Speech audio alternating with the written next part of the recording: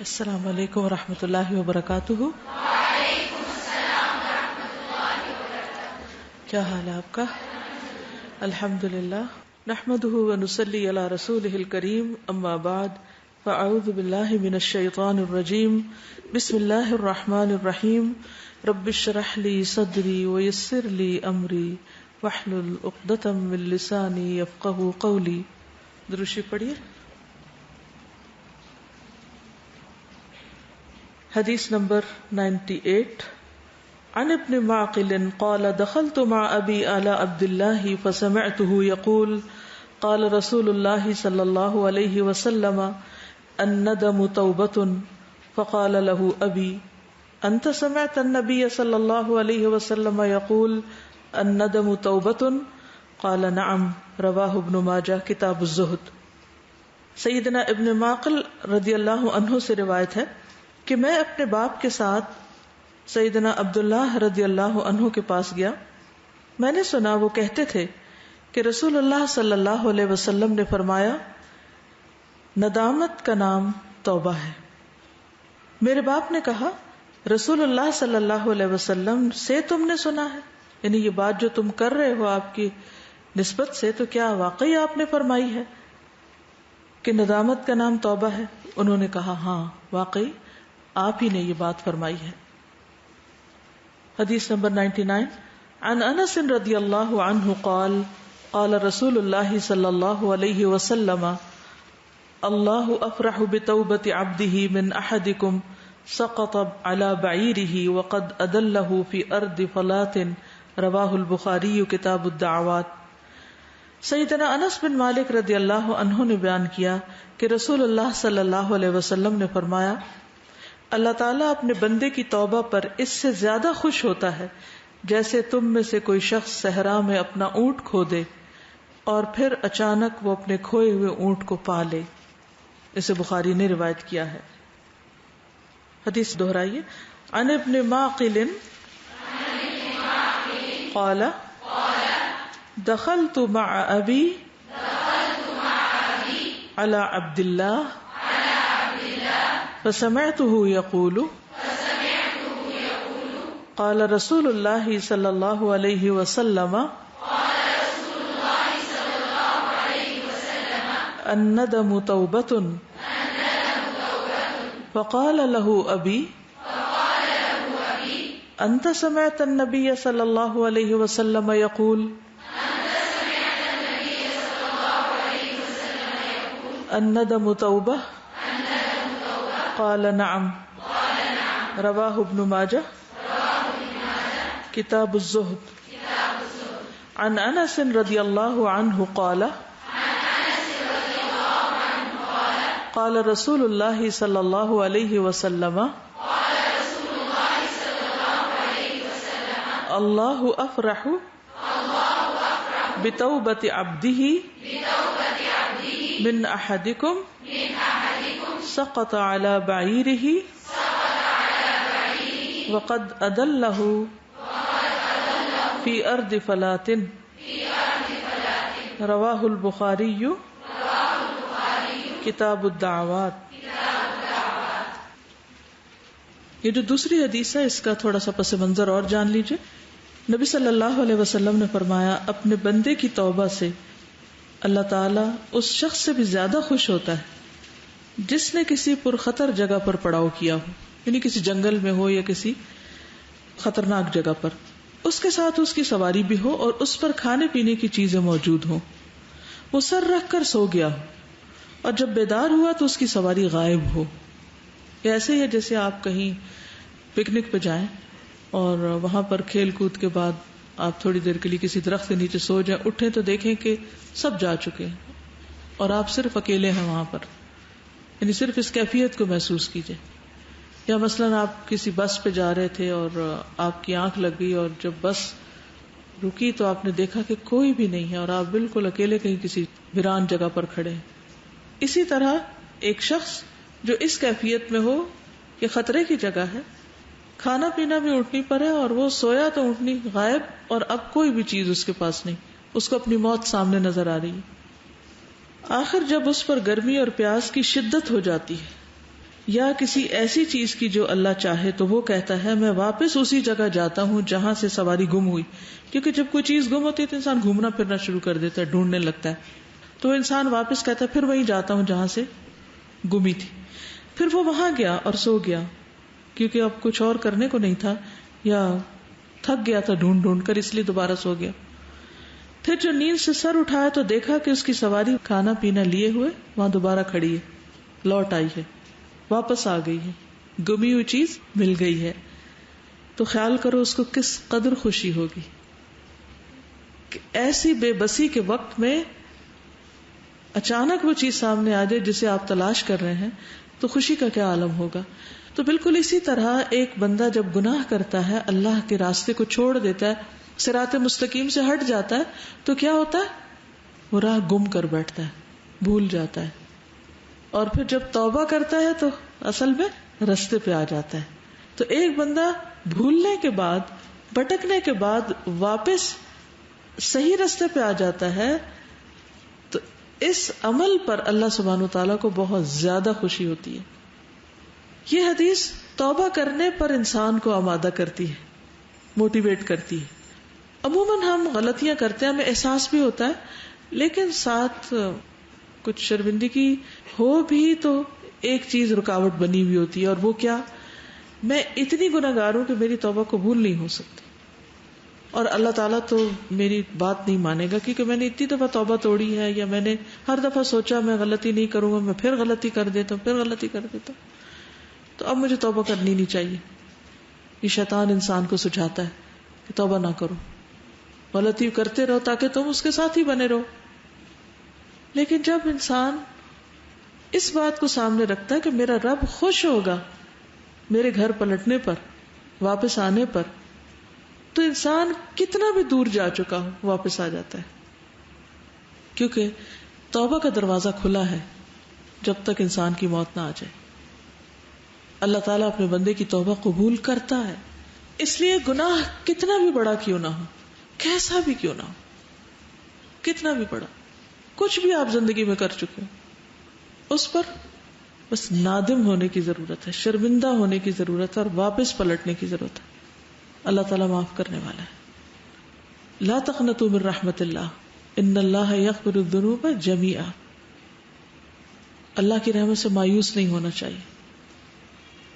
اللہ تعالیٰ اپنے بندے کی توبہ قبول کرتا ہے, خواہ کوئی شرک کرنے والا ہو, کفر کرنے والا ہو, قتل کر چکا, کچھ بھی کر چکا, لیکن اگر وہ سچے دل سے پلٹتا ہے اور شرمندہ ہو کے پلٹتا ہے تو اللہ تعالیٰ اس کو معاف کر دیتا ہے.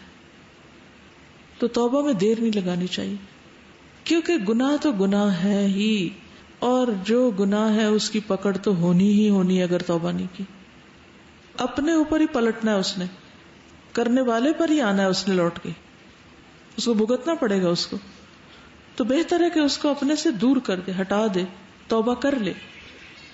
اور توبہ کا لفظ جو ہے یہ تابہ یتوبو سے ہے, اور اس کا معنی ہوتا ہے پلٹ آنا, واپس آنا, گناہ کو آسان طریقے سے چھوڑ دینا, گناہ کے راستے کو چھوڑ دینا. انسان جب کوئی غلطی کرتا ہے تو عام طور پر جب اسے احساس ہوتا ہے تو پھر وہ معذرت کرتا ہے, ایکسکیوز کرتا ہے, سوری کرتا ہے, ہوتا ہے نا, بندوں کے حق میں ہو جائے یا اللہ کے حق میں ہو جائے, کچھ بھی. تو اس کے 3 طریقے ہوتے ہیں. ایک ہوتا ہے کہ انسان یہ کہتا ہے کہ میں نے نہیں کیا, یعنی اس قصور کو اپنے سے ہٹانے کے لیے جھوٹ بولتا ہے.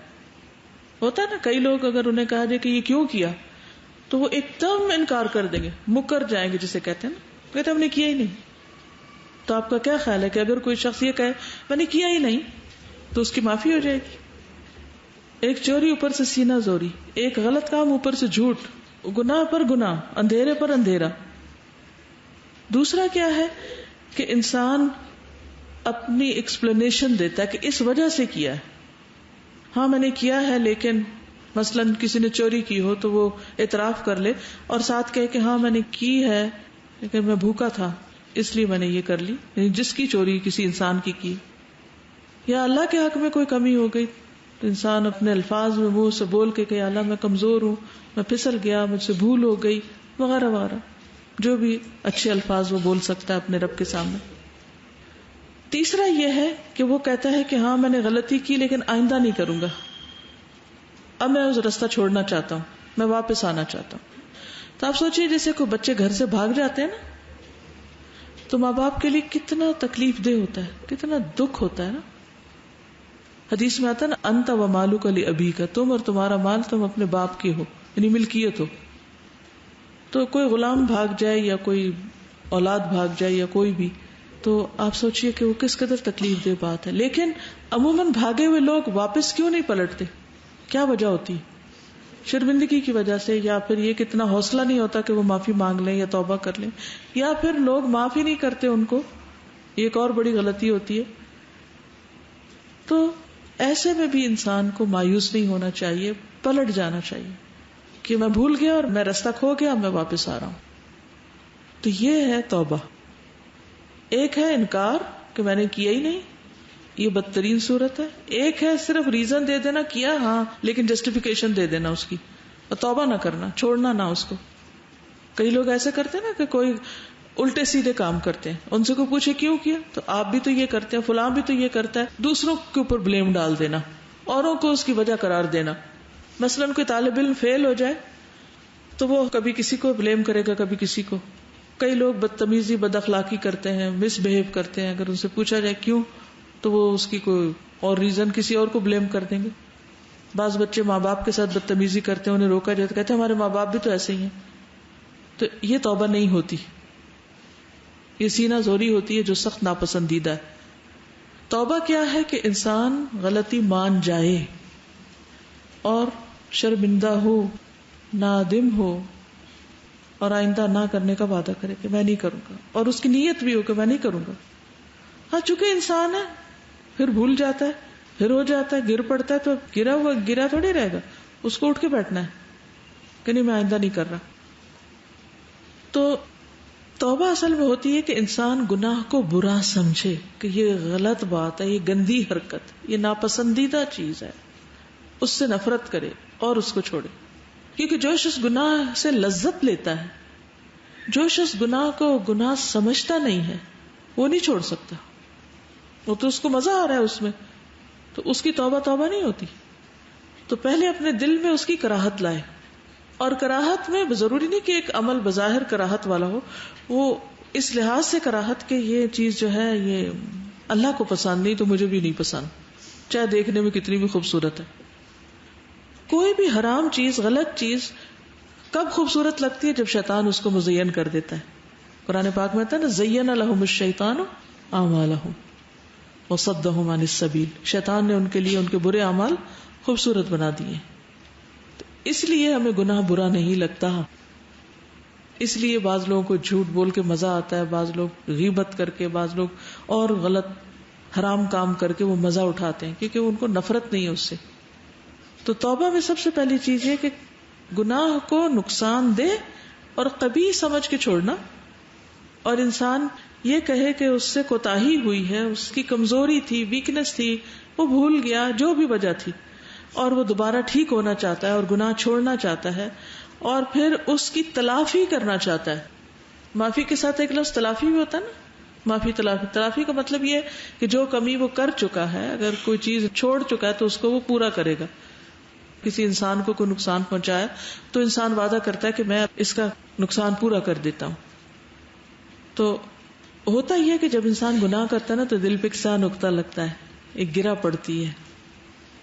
تو توبہ کیا ہے؟ اس نقطے کو مٹانا اور اس گرہ کو کھولنا، اس برائی کو چھوڑنا اور اس چیز سے پلٹ آنا اور اللہ کی طرف رجوع کر لینا، اللہ کی حفاظت میں جانا کہ اللہ تو مجھے بچا لے، مجھے اپنی حفاظت میں لے لے، میں بہت کمزور ہوں، میں بچ نہیں پا رہا. اور پھر اس کے بعد اس رستے پر استقامت کے لیے طریقے اختیار کرنا کہ میں اب اس اچھے رستے پہ جم جاؤں. ورنہ کیا ہوگا، انسان تو ویک ہے، پھر کچھ پھسلا دے گا اس کو، پھر وہی کھڈے میں جا گرے گا، شیطان اس کے لیے پھر سے اٹھنا اور مشکل بنا دے گا. تو یاد رکھیے کہ گناہ ہونا ایک بالکل فطری سی چیز ہے، ہر ایک سے گناہ ہوتا ہے، کوئی بھی معصوم پاک باز نہیں ہے، ہر ایک سے غلطی ہوتی ہے، ہر ایک خطا کرتا ہے، کوئی چھوٹی کوئی بڑی. حدیث میں آتا ہے کل ابن آدم خطاء، ہر آدم کا بچہ خطا کار ہے، ہر ایک سے غلطی ہوتی، مومن سے بھی غلطی ہوتی، ایمان کے باوجود غلطی ہوتی. نبی صلی اللہ علیہ وسلم نے فرمایا ہر مومن آدمی سے کوئی نہ کوئی ایسا گناہ سرزد ہو جاتا ہے جس کو وہ وقتاً فوقتاً کرتا رہتا ہے. ہر انسان سے گناہ ہو جاتا ہے جس کو وہ وقتاً فوقتاً کرتا رہتا ہے، یا کوئی ایسا گناہ ہوتا ہے جس پر وہ قائم رہتا ہے، جم جاتا ہے اور احساس بھی نہیں رہتا کہ وہ گناہ کر رہا ہے، نہیں کوئی بری عادت پڑ جاتی. کل ایک خاتون آئی میرے پاس، کہنے لگی کہ میری ساس کے لیے آپ دعا کریں، ان کے اندر ایک ایسی غلطی ہے جو وہ چھوڑ نہیں پا رہی، تھوڑی سی پریشانی. میں نے کہا ان کی ایج کتنی ہے؟ کہتی ہے 90 ایئرز ہو گئی ہے، 90 سال کی ہو گئی. ہوتا یہ کہ جو عمر زیادہ ہوتی جاتی ہے غلطیاں اتنی ہی کر کر کے پکی ہوتی چلی جاتی ہیں. As soon as possible in کو اپنے سے ہٹانے کی کوشش کرنی چاہیے، کیونکہ بڑے ہو کر زیادہ اصلاح مشکل ہو جاتی ہے. پھر اس کے بعد یہ ہے کہ ہر انسان سے گناہ ہوتا ہے. فرمایا کہ وہ اس کو نہیں چھوڑتا حتیٰ کہ وہ دنیا چھوڑ جاتا ہے. یعنی بعض لوگ گناہ نہیں چھوڑتے، دنیا چھوڑ جاتے ہیں. مومن کو اس حال میں پیدا کیا گیا ہے کہ وہ فتنوں میں گرنے والا، توبہ کرنے اور بھولنے والا ہوتا ہے. جب اسے نصیحت کی جاتی ہے تو وہ نصیحت قبول کر لیتا ہے. بس یہ فرق ہے مومن اور غیر مومن کا. غلطی کرتا ہے، بعض اوقات کرتے کرتے زندگی بیت جاتی ہے، توبہ کرتا ہے، پلٹتا ہے، پھر پلٹتا ہے، پھر ہو جاتا ہے، لیکن وہ نصیحت قبول کر لیتا ہے. وہ یہ نہیں کہتا جیسے تم اپنی خبر لو، خود کو ٹھیک کرو. وہ ڈر جاتا ہے، وہ کہتا ہے ہاں میں غلط ہوں، وہ ماننے لگتا ہے، وہ اپنی غلطیاں ڈھونڈنے لگتا ہے. یہ مومن کی شان ہوتی ہے، اسے اپنی غلطیاں نظر آتی ہیں. کیونکہ الاثم ما حاک فی نفسک، اور نفس میں کس کے کھٹکے گا یہ گناہ؟ جو ایمان والا نفس ہوگا. ورنہ کہاں کھٹکے گا؟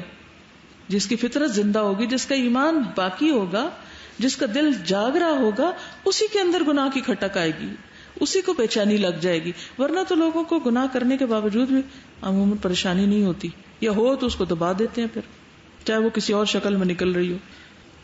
وہ حدیث بھی ہے نا کہ جس میں آتا ہے مومن گناہوں کو ایسے محسوس کرتا ہے جیسے پہاڑ کے نیچے اس کو چھوٹا سا گناہ بھی بوجھ لگتا ہے کہ یہ میں اس سے کب چھٹکارا پاؤں، یہ سعادت سے کیسے نکلوں. مثلا سود کے بارے میں اس کو پتا چلتا ہے تو اس کو ریئلائز ہوتا ہے کہ نہیں مجھے تو اس حرام سے نکلنا ہی نکلنا ہے. اگر اس کو غیبت کی عادت ہے تو وہ اس سے بچنے کی فکر کرتا ہے. اگر کوئی بھی طنز کرنے کی عادت ہے، بد اخلاقی کی، بدتمیزی کی، کوئی بھی، تو وہ فکر کرنے لگتا نہیں بھائی مجھے تو اپنی اصلاح کرنی ہے، میرا تو گزارا نہیں اس کے بغیر. تو اس کو ایسا لگتا ہے جیسے پہاڑ کے نیچے بیٹھا ہے اور ڈرتا ہے کہ کہیں وہ اس کے اوپر گر نہ جائے، کہیں موت نہ آ جائے اور یہ پکڑ نہ ہو جائے. اور بدکار اپنے گناہوں کو مکھی کی طرح ہلکا سمجھتا ہے. یہ منافق کا یہ حال ہوتا ہے کہ وہ اس کے ناک کے پاس سے گزری، اس نے اپنے ہاتھ سے اس کو یوں اڑا دیا، یعنی اشارہ کر کے آپ نے بتایا کہ یوں اڑا دیا، بس اس نے، کچھ نہیں ہوتا، اس سے کیا ہوتا ہے، اس سے نہیں پریشانی ہوتی. تو مومن کیا ہوتا ہے؟ توبہ کا راستہ اختیار کرتا ہے، پلٹ آتا ہے، وہ بوجھ نہیں اٹھا سکتا. ربنا لا تؤاخذنا ان نسینا او اخطانا. اور پھر وہ کیا دعائیں مانگتا ہے؟ ولا تحمل علینا اصرا كما حملته على الذين من قبلنا ربنا ولا تحملنا ما لا طاقة لنا به. تو وہ دعائیں بھی مانگتا ہے کہ یا اللہ ہم بھول جائیں، ہم سے غلطی ہو، یا ہم پر ایسے کوئی بوجھ ہو تو وہ ہم سے دور کر دے. نبی صلی اللہ علیہ وسلم نے فرمایا زنا کرنے والا جب زنا کرتا تو مومن نہیں رہتا، چوری والا چوری کرتا تو مومن نہیں رہتا، شرابی جب شراب پیتا تو مومن نہیں رہتا. پھر اس کے بعد توبہ کا راستہ بہرحال کھلا ہوا ہے. یعنی اگر کوئی یہ بڑے بڑے گناہ بھی کر چکا ہے تو بھی توبہ کا دروازہ بہرحال کھلا ہوا ہے. تو اس لیے کیا کرنا چاہیے؟ توبہ کر لینی چاہیے، پلٹ آنا چاہیے. وَهُوَ الَّذِي يَقْبَلُ التَّوْبَةَ عَنْ عِبَادِهِ وَيَعْفُو عَنِ السَّيِّئَاتِ. وہی تو ہے جو اپنے بندوں کی توبہ قبول کرتا ہے اور برائیوں سے درگزر کرتا ہے، معاف کر دیتا ہے. یعفو، اور جو کچھ تم کرتے اسے وہ جانتا ہے. اور گناہ کتنے بھی زیادہ ہوں، کتنے بھی زیادہ، چاہے وہ آسمان کے کناروں تک پہنچ جائیں، تب بھی اللہ معاف کر سکتا ہے. کتنی بڑی بات ہے. آسمان کے کناروں تک بھی پہنچے ہوئے ہوں، تو کسی کو بھی مایوس نہیں ہونا. اور جو اللہ تعالیٰ کو عذر پیش کرتا ہے، اللہ تعالیٰ مجھ سے بھول ہوگی، میں انسان ہوں، خطا کار ہوں، مجھ سے غلطی ہوگی، تو اللہ اس کا عذر قبول کر لیتا ہے. بندے نہیں کرتے نا عام طور پہ، لیکن اللہ تعالیٰ قبول کر لیتا ہے. اس کی صفات ہے غفور الرحیم ہے، غافر الذنب ہے، قابل التوب ہے. اسی لیے وہ کہتا ہے نا قل یا عبادی الذین اسرفوا علی انفسہم لا تقنطوا من رحمت اللہ ان اللہ یغفر الذنوب جميعا انہ هو الغفور الرحیم. وہ بخشنے والا مہربان ہے، سارے گناہ معاف کر دے گا.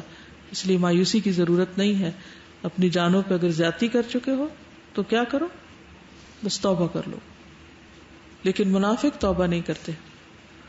سورۃ توبہ میں ان کے بارے میں آتا ہے اولا یرون انہم یفتنون فی کل عام مرۃ او مرتین ثم لا یتوبون ولا هم یذکرون. کیا وہ دیکھتے نہیں کہ ہر سال ایک دو بار کوئی نہ کوئی مصیبت پیش آتی ہے، پھر بھی یہ لوگ توبہ نہیں کرتے اور نہ نصیحت قبول کرتے ہیں. یعنی زندگی میں جو ان کے مسائل پیش آتے ہیں، وہ حادثے ہوتے ہیں یا کوئی ایسی ان کو چوٹیں لگتی ہیں یا ایسی کوئی چیزیں آتی ہیں جس سے ان کی آنکھ کھلنی چاہیے، جاگ جائیں، وہ اپنی غلطی کو ریئلائز کر لیں اور آئندہ نہ کریں. ان کو احساس ہی نہیں، کیونکہ منافق تو مکھی کی طرح ہلکا سمجھتا ہے نا گناہ کو. تو مومن جو ہوتا ہے وہ توبہ کرنے والا ہوتا ہے، واپس پلٹنے والا ہوتا ہے. رسول اللہ صلی اللہ علیہ وسلم نے فرمایا تم میں سے پہلے لوگوں میں سے ایک آدمی تھا، وہ ایک کھوپڑی کے پاس سے گزرا، ایسے جنگل سے گزر رہا تھا، وہاں کسی کی کھوپڑی پڑی ہوئی تھی. اس نے اس کی طرف دیکھا اور اپنے آپ سے باتیں کرنے لگا.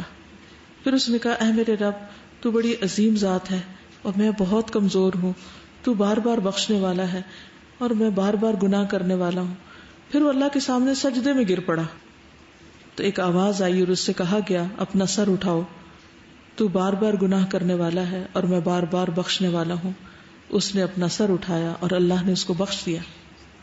کھوپڑی دیکھ کے کیوں یہ سب کچھ ہوا؟ کیونکہ ایسے منظر دیکھ کے انسان کو اپنا انجام یاد آتا ہے کہ میں نے بھی تو اس مرحلے سے گزرنا ہی گزرنا. یہ وہ راستہ ہے جس سے بچ ہی نہیں سکتا. مرنے سے کون بچ سکتا ہے؟ اور جسم کے گلنے سڑنے سے کون بچ سکتا ہے؟ اس کو تو یاد رکھ کے ہی پھر انسان توبہ کر سکتا ہے. تو وہ دیکھتے ہی اس کو اپنی غلطیاں یاد آنے لگی اور اس نے سچی توبہ کی اور وہی سجدے میں پڑ گیا. کیونکہ مومن جو ہوتا ہے نا، وہ یہ انتظار تھوڑی کرتا ہے کہ اچھا میں حج کروں گا تو پھر میں توبہ کر لوں گا یا میں بوڑھا ہو کے توبہ کر لوں گا.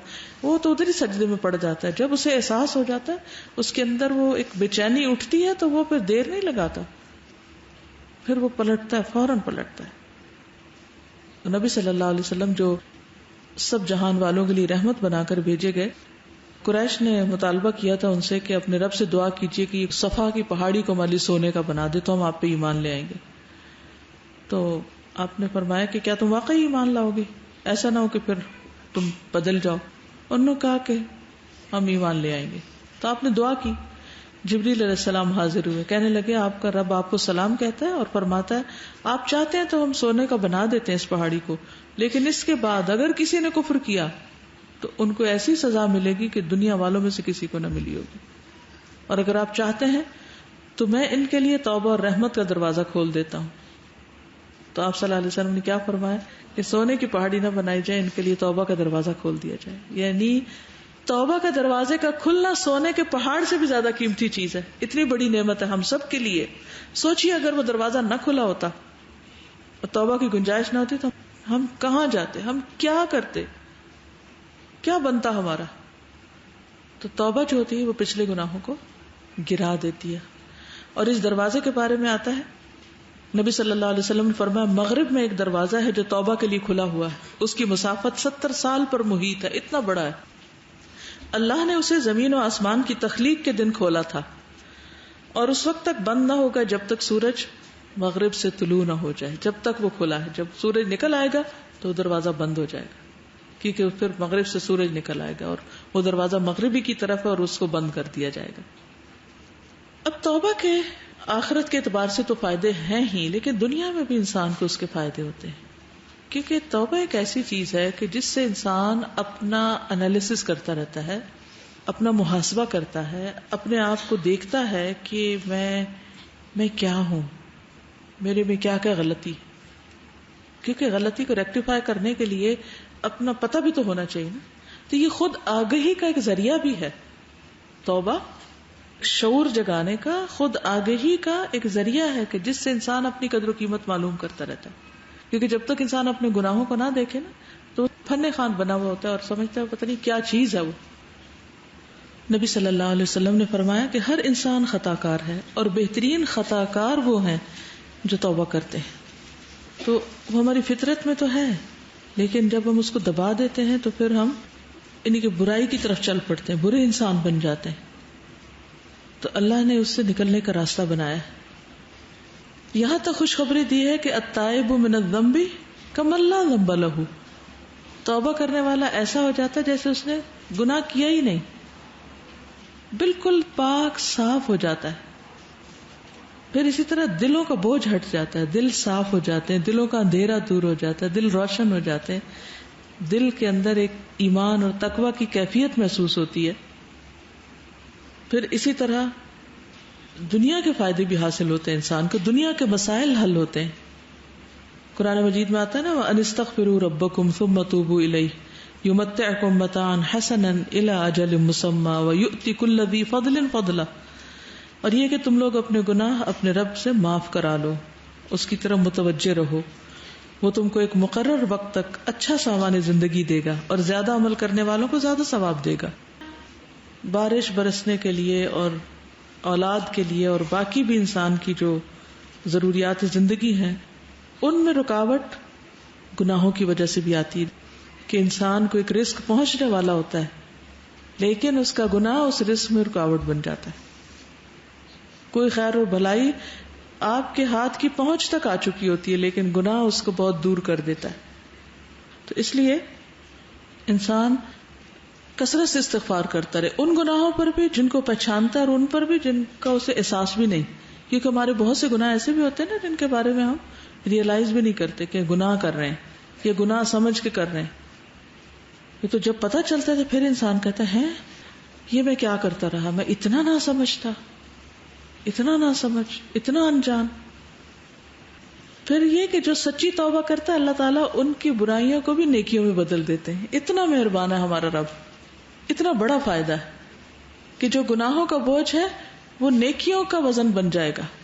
الا من تاب وآمن وعمل عملا صالحا فاولئک یبدل اللہ سیئاتہم حسنات وکان اللہ غفورا رحیما. سورۃ الفرقان سے سوائے ان لوگوں کے جو توبہ کرے اور ایمان لائے اور نیک عمل کرے، ایسے لوگوں کے گناہوں کو اللہ تعالیٰ نیکیوں سے بدل دیتا ہے. گناہ نیکیوں میں بدل جاتے ہیں اور اللہ تعالیٰ بخشنے والا مہربان ہے. پھر انسان سے عذاب ٹل جاتے ہیں، جیسے قوم یونس جب انہوں نے اجتماعی توبہ کی تو اللہ تعالیٰ نے ان سے عذاب ٹال دیا. کامیابیوں کے دروازے کھلتے ہیں. وَتُوبُوا إِلَى اللَّهِ جَمِيعًا أَيُّهَا الْمُؤْمِنُونَ لَعَلَّكُمْ تُفْلِحُونَ. سب مل کے توبہ کرو اے مومنو تاکہ تم فلاح پا جاؤ، کامیاب ہو جاؤ. تو انفرادی توبہ بھی ہوتی ہے اور اکٹھے بھی اجتماعی طور پر بھی توبہ کرنی چاہیے، جیسے جمعے کی نماز میں ہوتی ہے یا رمضان میں یا اور ایسے مواقع پر. اور جیسے گھر پہ کوئی پریشانی آ گئی ہے، کوئی مشکل آ گئی ہے، تو یہ نہیں کہ صرف گھر کے بڑے بوڑھے بزرگ کی دعائیں کرتے ہیں، سارے بچے بھی بیٹھ جائیں، بڑے بھی بیٹھ جائیں، چھوٹے بڑے سب مل کے دعا کریں، سب مل کے استغفار کریں، کیونکہ اس سے کامیابی کا دروازہ کھلتا ہے. لعلکم تفلحون. پھر ایمان والوں کو کہا گیا یا ایھا الذین آمنوا توبوا الی اللہ توبۃ نصوحا عسى ربکم ان یکفر عنکم سیئاتکم ویدخلکم جنات تجری من تحتها الانہار. سورۃ التحریم کی آیت 8 ہے، جس سے پتہ چل سے پہلی بات تو یہ کہ اللہ سے امید رکھنی چاہیے کہ میں جس ہستی کی طرف لوٹ رہا ہوں وہ یقیناً توبہ قبول کرنے والی، وہ توبہ قبول کرتا ہے. اچھی امید، اچھا ظن، اچھا گمان، کیونکہ اللہ اپنے بندے کے ساتھ اس کے گمان کے مطابق معاملہ کرتا ہے. پھر اللہ کی رحمت سے امید رکھنا. اللہ نے اپنی جب مخلوق پیدا کی تھی تو اس سے پہلے ایک تحریر لکھی تھی. کیا تھی وہ تحریر؟ کہ میری رحمت میرے غضب پر چھائی ہوئی ہے، غالب ہے، اور یہ اس کے پاس عرش کے اوپر لکھا ہوا ہے. اس لیے ہمیشہ امید سے رہیے کہ اللہ تعالی رحمت فرمانے والا ہے، وہ نہایت مہربان ہے. اس کے بعد یہ ہے کہ اپنی غلطیوں کا اعتراف. عقبہ بن عامر کہتے ہیں میں نے پوچھا کہ یا رسول اللہ صلی اللہ علیہ وسلم نجات کس میں ہے؟ آپ نے فرمایا زبان کو قابو میں رکھو اور تمہارا گھر تمہیں کافی ہے اور اپنے گناہوں پہ رو. تو کیا ضروری ہے گناہوں پر رونا. ہم سب سوچیں ہم کون سی ون لاسٹ ٹائم اپنے گناہوں پہ واقعی اللہ کے سامنے روئے تھے. دنیا کے نقصان پہ تو ہم بڑی دفعہ روتے ہیں لیکن گناہ بھی تو بہت بڑا نقصان ہے, اس پر کب روئے تھے یہ بھی ہمیں سوچنا چاہیے. اور پھر صرف ندامت کافی نہیں ہوتی, وہ تو قابیل کو بھی ہوئی تھی, ریگریٹس تو اس کو بھی ہوئے تھے. یعنی ہم توبہ کی شرائط بتا رہے ہیں, اللہ سے امید رکھتے ہوئے نادم ہونا, لیکن صرف ندامت کافی نہیں بلکہ اس کے ساتھ استغفار بھی ضروری ہے, اعتراف ضروری ہے, استغفار ضروری. ایک روایت میں آتا ہے کہ ابلیس نے موسیٰ علیہ السلام سے کہا کہ اللہ تعالیٰ سے پوچھے کہ کیا میری معافی کا کوئی طریقہ ہے؟ تو انہوں نے پوچھا تو اللہ تعالیٰ نے فرمایا کہ جاؤ اس سے کہو کہ آدم کی قبر کو سجدہ کرے. تو اس نے کہا وہ نہیں کر سکتا. تو ندامت تو ابلیس کو بھی ہوتی ہے, تو خالی ندامت کافی نہیں, اپنی بری عادت چھوڑنا اور جس چیز کی معافی مانگ رہے اس کو برا سمجھنا کہ یہ غلط کر رہا ہوں میں اور میں آئندہ نہیں کروں گا, یہ ضروری ہے. حضرت عائشہ کہتی کہ واقعہ کے موقع پر نبی صلی اللہ علیہ وسلم نے مجھ سے فرمایا عائشہ اگر تم گناہ کے قریب ہوئی ہو تو اللہ سے استغفار کرو, کیونکہ گناہ سے توبہ ندامت اور استغفار ہی ہے. یعنی ندامت اور استغفار, یعنی اس موقع پر آپ نے ندامت کے ساتھ استغفار کی بات بھی فرمائی. پھر یہ ہے کہ اس کا شعور ہونا بہت ضروری ہے, اور جس کے اندر شعور ہوگا اور وہ بار بار کرے گا وہ اللہ کا محبوب بن جائے گا. ہاں دیکھیے ہم اس بات سے ڈرتے کہ ہائے پھر دوبارہ توبہ کرے تو پھر اب کوئی فائدہ نہیں توبہ نہیں. ان اللہ یحب التوابین. تو کون ہوتے ہیں توابین؟ جو بہت زیادہ توبہ کرتے ہیں. تو جو بہت زیادہ کرتے ہیں وہ بار بار ہی کرتے ہیں تو زیادہ ہوتی ہے نا. اور اگر ہم کہیں کہ نہیں ہم نے تو کبھی گناہ ہی نہیں کیا تو ہم نے کیا توبہ کرنی, تو نہیں, ہم اعتراف کرتے رہے کہ اللہ ہم سے غلطی ہوتی ہے, اور پھر جب بار بار کریں گے تو اللہ تعالیٰ معاف بھی فرمائیں گے اور ایسے بندے سے محبت بھی کریں گے. اللہ تعالیٰ خوش ہوتے ہیں اس بندے پر کہ جو پھر غلطی کرے پھر پلٹ ہے کہ اللہ تعالیٰ سوری پھر غلطی ہو گئی, اب کیا کروں, پھر بھول گئی پھر پلٹ گئی. کیونکہ یہ تو کبھی بھی نہیں ہو سکتا کہ ہم کسی وقت یہ کہہ دیں کہ بس اب تو آج کے بعد غلطیوں کا دروازہ بند ہو گیا. یہ نہیں, یہ تو ہوتا ہی رہے گا. جان بوجھ کے نہ کرے انسان, لیکن بھول چوک تو ہر وقت ساتھ ہے.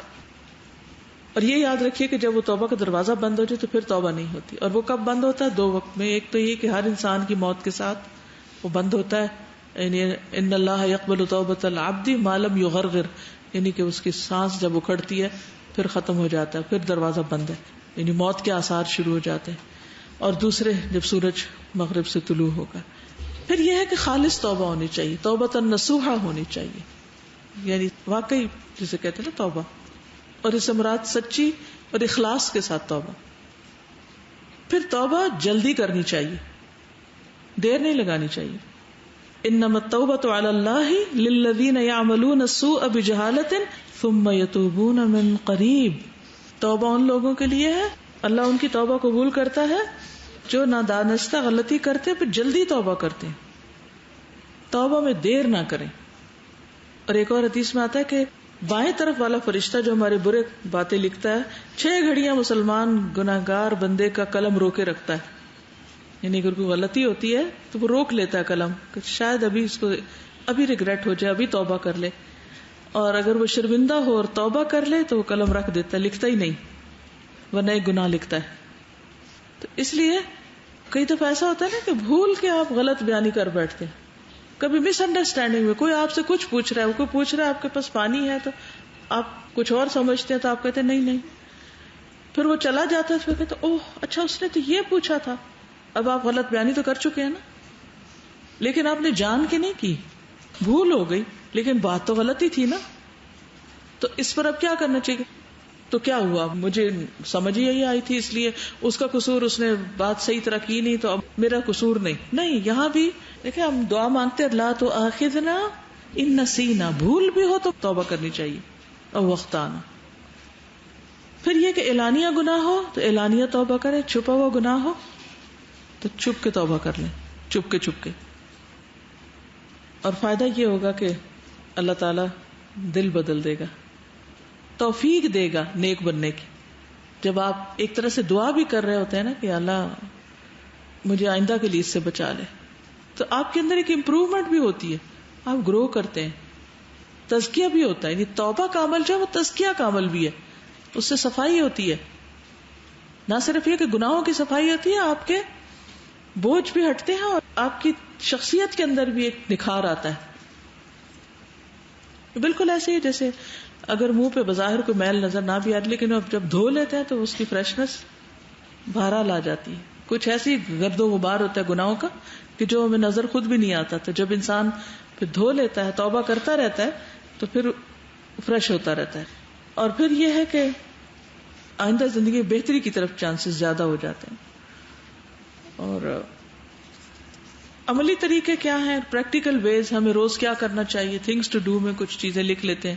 ایک ہی کہ ہر روز توبہ کی عادت ڈال لیں, خاص طور پر سوتے وقت توبہ استغفار کر کے سوئیں کہ یا اللہ آج کا دن جو بھی میں نے کیا تو مجھے معاف کر دے, اللہ تو مجھے معاف کر دے.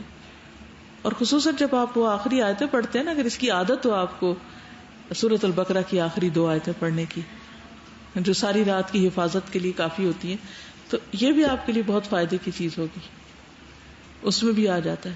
پھر یہ ہے کہ جب گناہ ہو تو فوراً ہی کوئی نیکی کر لیں. تو ہر روز کچھ نہ کچھ صدقہ کرنے کی عادت ڈالیں, چاہے چھوٹی سی چیز ہی کیوں نہ ہو, جو آپ کی استطاعت میں ہو. قرآن پاک میں آتا ہے ان الحسنات یذھبن السیئات, نیکیاں برائیوں کو دور کر دیتی. نبی صلی اللہ علیہ وسلم نے فرمایا جب تم میں سے کسی سے کوئی گناہ ہو جائے تو اس کے بعد نیکی کر لیا کرو. اذا اسأت فاحسن, سمپل سی بات ہے, غلطی ہوئی تو کمپنسیٹ کر لو فوراً. ایک اور حدیث میں آتا ہے اتبع السیئۃ الحسنہ, سیئہ ہو جائے تو اس کے پیچھے حسنہ لے آؤ, تمحوها, وہ اس کو مٹا دے گی.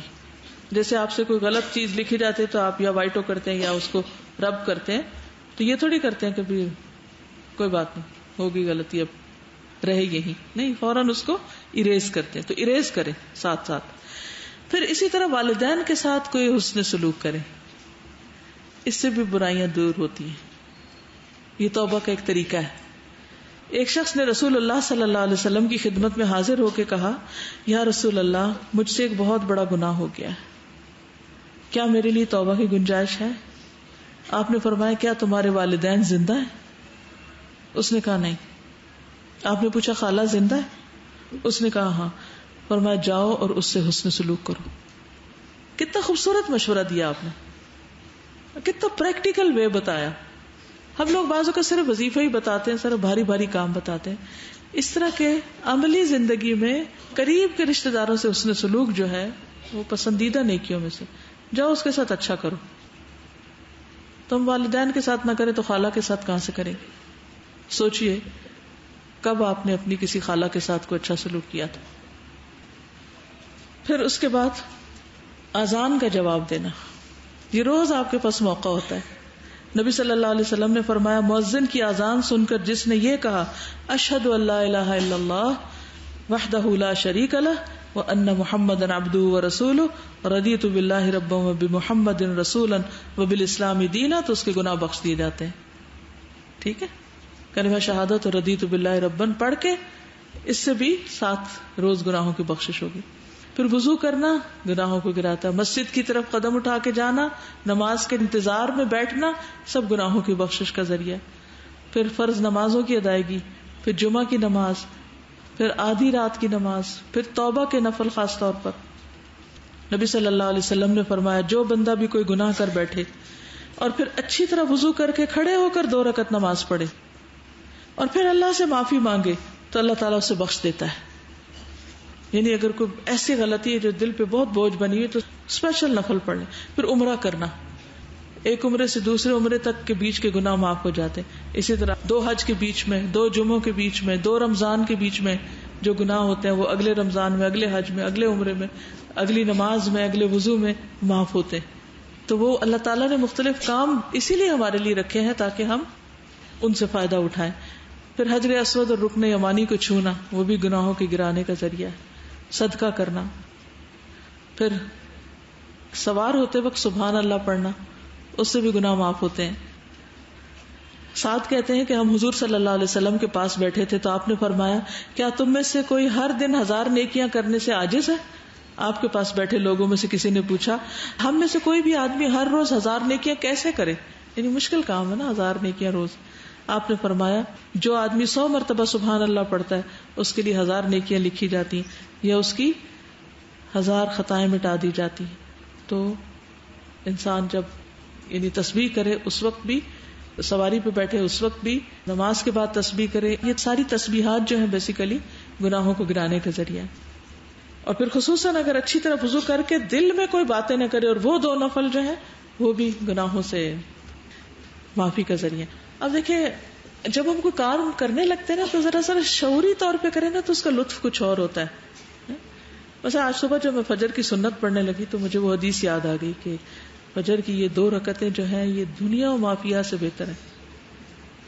تو میں نے کہا کہ اگر اس وقت مجھے کوئی کہے کہ چلو تم فلاں جگہ اور تمہیں یہ اور یہ ملے گا تو اس وقت میں کیا کروں گی اور کس شوق سے جاؤں گی, اور یہاں میں کس شوق سے پڑھ رہی ہوں, کیا واقعی میں اس یقین کے ساتھ پڑھ رہی ہوں کہ دنیا کی ہر چیز سے بہترین ہے یہ 2 رکعتیں, کیا میرے اندر یہ یقین ہے؟ تو اصل بات یہ کہ بہت سے عمل ہمیں پتا ہوتا ہے, ہمیں یقین نہیں ہوتا اس لیے ہم کرتے نہیں ہیں ان کو. ٹھیک, تو یہ تھوڑا تھوڑا احساسات اپنے جگایا کریں کام کرتے وقت.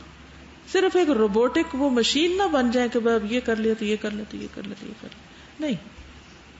یعنی کسی وقت اس پہیے کو ٹھہرا بھی لیا کریں, رک کے سوچا بھی کریں, اپنے احساس کو تازہ کیا کریں.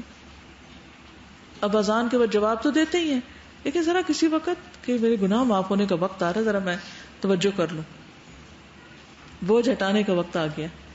ہر روز دل پہ بوجھ پڑتا ہے نا کسی نہ کسی چیز کا, یا کوئی ہمیں کچھ کہہ دیتا ہے تو بوجھ پڑتا ہے, یا ہم کسی کو کہہ دیتے ہیں تو بوجھ پڑتا ہے. دونوں صورتوں میں پڑتا ہے یا نہیں. یہ تو نہیں ہو سکتا کہ آپ سارا دن کسی کی شکل نہ دیکھیں, تو دیکھنی پڑے گی. اور یہ بھی نہیں ہو سکتا کہ آپ کسی سے بات کریں تو کوئی اونچ نیچ نہ ہو, وہ بھی ہو جاتی ہے. بھول نہ جاتے ہیں ہر وقت ہم, تو ہوتا ہی رہنا ہے روز.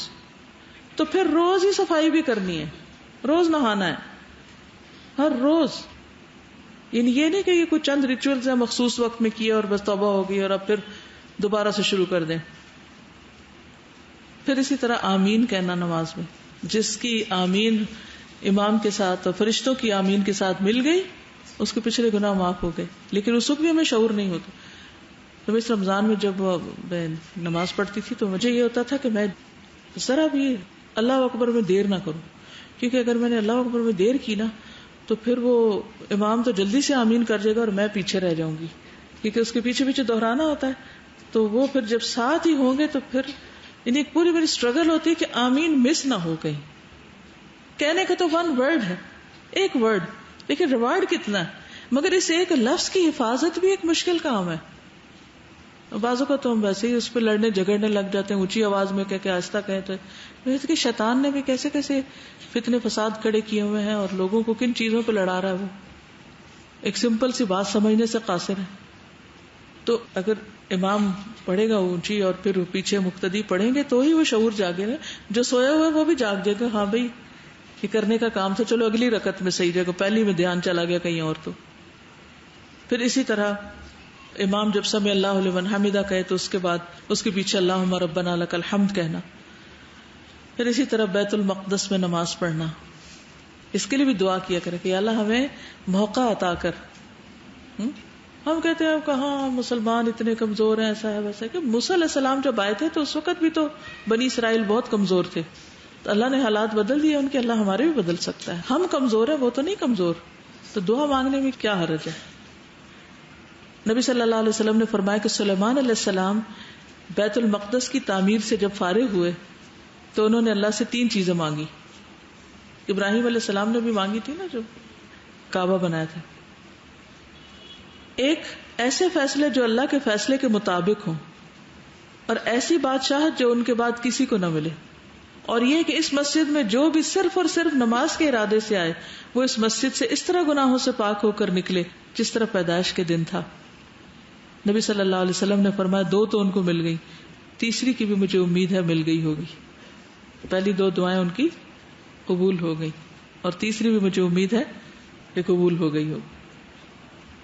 پھر نماز کے بعد کی جو تسبیحات ہیں سبحان اللہ الحمدللہ, ان کا بھی اہتمام کیا کریں. اچھا اب آپ کہہ رہے ہیں کہ اتنے سارے کام ہیں تو ہم نے ایک کر لیا تو کافی ہے نا, وہ ہو گئے معاف. دیکھیے جس تیزی سے ہم گناہ کرتے ہیں نا, ادھر معافی ہوتی ہے ادھر کسی اور کھڈے میں جا پڑتے ہیں, اس سے نکلتے تو وہاں گر پڑتے ہیں, وہاں پھسل پڑتے ہیں, وہاں ہر وقت کچھ نہ کچھ چل رہا ہوتا ہے. تو اس لیے جو موقع آتا جائے نا اس سے فائدہ اٹھاتے جائیں. تسبیح کا وقت آ گیا وہ آمین کا آ گیا تو وہ کوئی بھی چیز کرنے کا وقت آ گیا تو بس کرتے جائیں. کیا پتا کہ یہ زیادہ فائدے کی چیز ہو تو حریص رہیں. پھر 100 بار سبحان اللہ و بحمدی پڑھنا، اس کے بارے میں آتا ہے نا اس کے گناہ چاہے سمندر کی جھاگ برابر ہی کیوں نہ وہ معاف ہو جاتے ہیں. پھر اسی طرح استغفر اللہ الذی لا الہ الا هو الحی القیوم واتوب الیہ، یہ کلمہ پڑھنا جو ہے اس سے بھی گناہ معاف ہوتے ہیں. خواہ کوئی جنگ سے فرار حاصل کر چکا ہو، جنگ کا فرار کبیرہ گناہوں میں سے، وہ بھی معاف ہو جاتا ہے.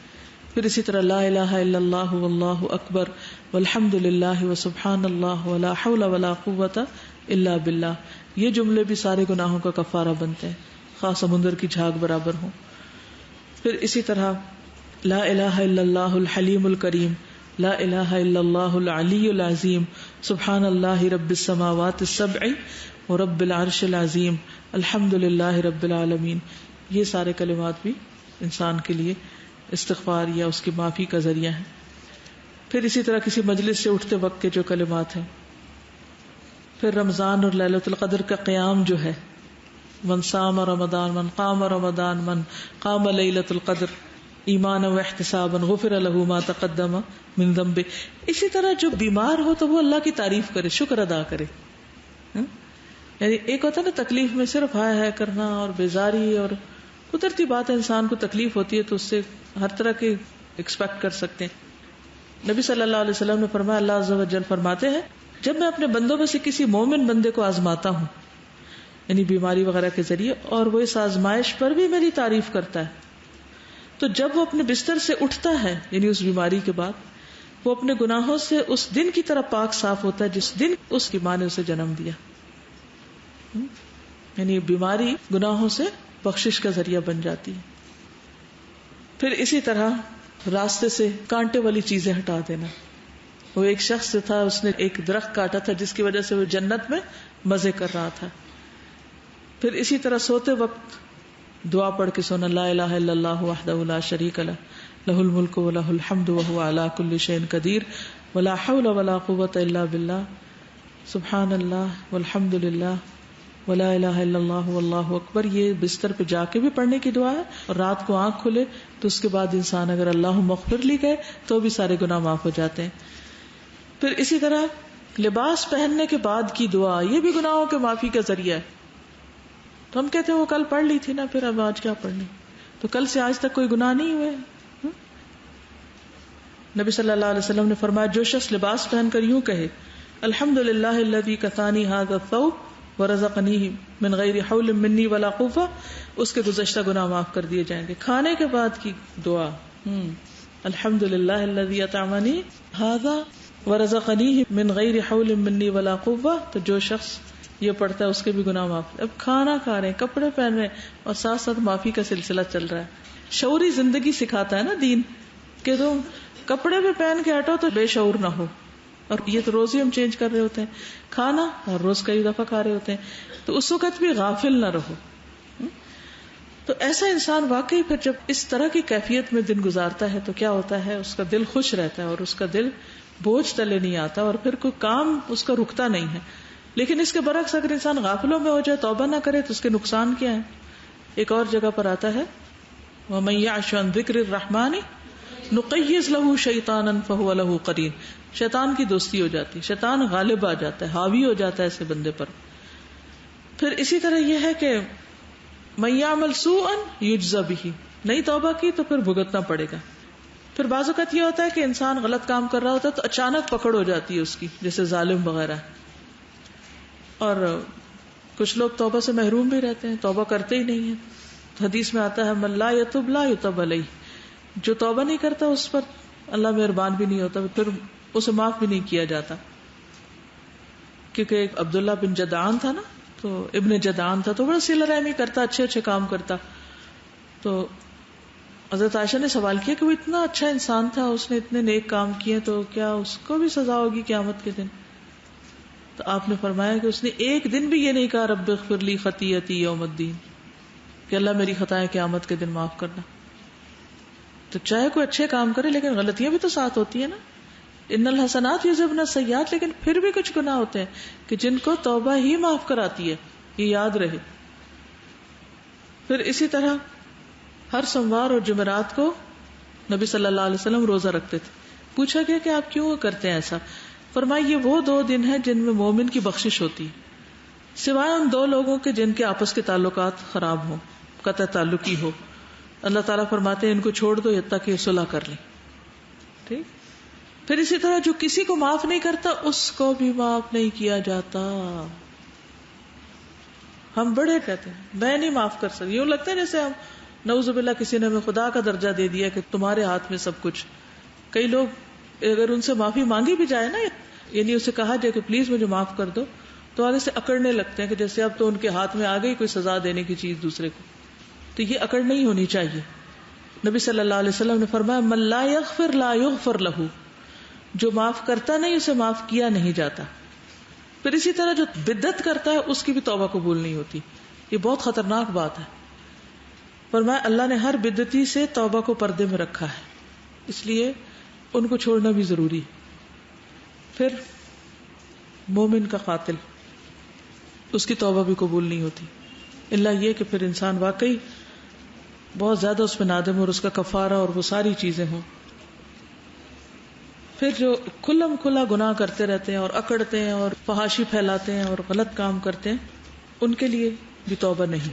اللہ تعالیٰ سے دعا ہے کہ اللہ تعالیٰ ہمیں معاف فرما دے اور ہم سب کی توبہ قبول فرما لے اور ہمیں ایسے گناہوں سے بچائے کہ جو اس کو ناراض کرنے والے.